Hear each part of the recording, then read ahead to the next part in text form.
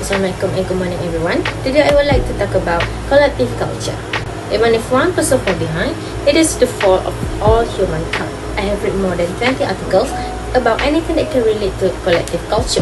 I believe as a teenager, no one to read that much, but what made me interested in studying collectivism is my family tradition itself, because I and all of my siblings were raised to have a great sense of collectivism. A collective culture is the one that prioritizes the need of the group, because for this culture, they believe the relationship are key and maintaining order in a way that benefits all members is of paramount importance. We actually can find collective culture throughout the nation, political system, ethnic group, business, local government, neighborhood, and more. Every country must apply collectivism because it can shape social structure to support community, family, and also society. What do you think? Does Malaysia apply collectivism? Now, let's know whether collective culture exists in our society and affected the spread of the COVID-19 pandemic. Okay, let's move on to whether collectivism exists in our society or not. There are many examples of collectivism that can be seen to prove that collective culture exists in our society. Usually, people who live in collective culture value social harmony and respect, since it prioritizes the need of a group or society. Sharon Montero on November 3 states, in a collective food culture, decisions are made through collaboration and group consensus. They focus on the importance of team or organizational goals and needs. Employees are strongly encouraged to adopt the value, belief, and motivation of the group, and are discouraged from voicing their personal value, belief, and motivation. For example, they need to be loyal and trust to each other. However, working together to achieve goals in the fundamental aspect of human nature. Indeed, human civilization is entering the present era of progress. From business to democracies to community groups, working together has improved everyone involved. This shows that collectivism in the workplace focuses on the goal of group and before the decision making.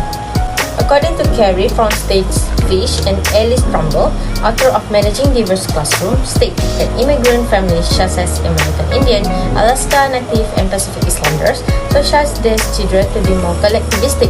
In their parenting practice, this family emphasizes maintaining a close relationship with family needs and working together as a group on challenges. Actually, collectivism among family members is the most common form of the collective culture. The way they were raised at home actually affect the typical thinking at school. As said as Rafe Grenfell and Kurz found in 2000, that children in collective home are socialized to work toward group goals rather than individual goals. They may be accustomed to working together as a group to help others do their work before thinking about their own. McLaughlin and Bryan state in 2003 that collective students help each other, stating that group success is the goal rather than individual success.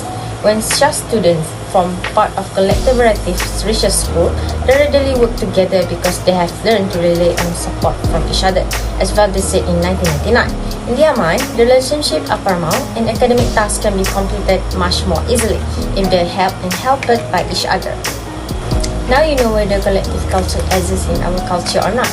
Let's look at how collectivism affected the spread of the COVID-19 pandemic. Actually, collectivism can affect the spread of the COVID-19 pandemic. The research from the University of Kent found that people with collectivism mindset are more likely to comply with social distancing, mask use, and hygiene practice to help reduce the spread. Jackson, Peter, and Alexander has made 2 studies about collectivism predict mask use during COVID-19. For example, from their first studies, in which collectivism predict mass usage within the United States, the figure below replicate the link between collectivism and mass usage within the United States. Analysis highlight the robustness of connection between collectivism and mass usage in the United States. From the second study, collectivism predict mass usage in 97 countries and territories. The figure below shows the scale relation of the collectivism and mass usage in 97 countries, using all datasets of all 3,141 countries and set of 19,737 individuals in the 50 US states and a dataset of 397,109 individuals in 29 countries and dataset of 277,290 Facebook users in 97 countries. The evidence that collectivism positively predict mass usage during COVID-19 pandemic, both in the United States and across the world. Overall, The research highlights the importance of collectivism in the face of global crisis. According to Mikey Biddleston, alongside Ricky Green and Professor Karen Douglas at the University of Kent School of Psychology, a total of 724 participants completed an online questionnaire addressing their collective mindset, feeling of powerlessness surrounding the pandemic, and their belief in COVID-19 conspiracy, in which the idea that COVID-19 was made in the Chinese laboratory. What can be concluded from studies? Mikey Biddleston said that interventions that focus on collective empowerment and promote a we stand together mentality may encourage people to adhere to policies that reduce the spread of the COVID-19. Fostering collectivism may also have a positive impact on future public health crises as a leader seek to improve their response strategy.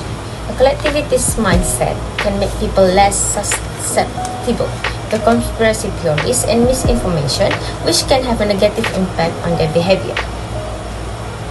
Every country must find a way to increase the rate of collectivism in order to make the world a better place. Not everyone knows and understands collectivism, so in this case, the school need to take part by applying this value to the student by increasing their teamwork with more activities. Besides, collectivism traits such as being loyal to the group and not being selfish can be applied. Therefore, we can produce a high-quality great generation to rule our country. In addition, we can increase collectivism in the office. We know the individualistic workplace culture actually was the best way to grow business efficiently and effectively, but this can also lead to employees feeling burnout. This is because they need to be compete with each other to prove their ability. The solution is to understand how positively integrate collectivism into the workplace. Leadership can offer training to show employees how harmony and cooperation in the workplace can help everyone to achieve their goals in a healthy environment, in a well-being team and organization. When everyone care and acknowledge the collective culture do exist in our society and start to understand more about it, we actually can help to deal with an issue that affect the country. For example, affected the spread of the COVID-19. The power of society is undefined and unlimited, so by working together, we can make a change in the world. Thank you.